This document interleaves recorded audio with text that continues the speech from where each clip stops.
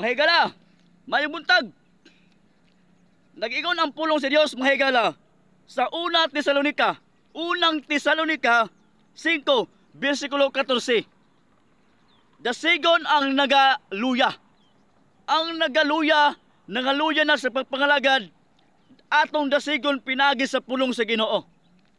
Igsoon katong mga Kristohanon nga katong nangalagad sa Dios nga nibati na og kaluya tungod sa mga pagsulay, tungod sa kaubanan sa simbahan, tungod sa kawadon, tungod sa balatian, ug uban pa man nga unsa may klase nga nakaluya sa inyo ha. Igsoon dasigon tamo.